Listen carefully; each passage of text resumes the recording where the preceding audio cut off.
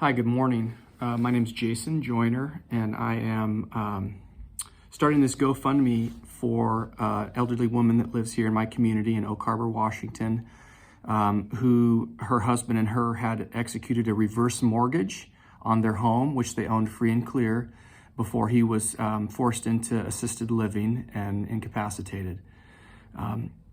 His wife is a Japanese American and doesn't speak English well, and misunderstood the process that was being undertaken to foreclose upon her home. Once the lender made the false assumption that both borrowers had moved out of the home.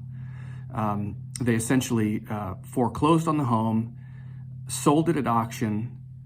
At the time that it was sold at auction, the property owner, this elderly woman and her husband, owed about $80,000 on the reverse mortgage.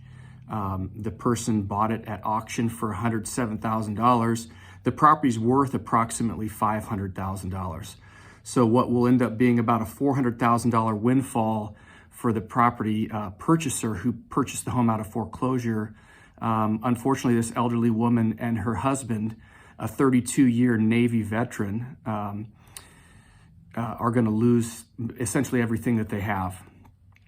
There is an opportunity for us to mount a legal battle to try to set aside the foreclosure and keep this woman in her home. So that's the reason I'm reaching out to you, to my community, because it's wrong. We have a housing problem already, and the fact that an 89-year-old woman who has very limited income but owns her home would be forced out onto the streets is simply a tragedy of the highest order.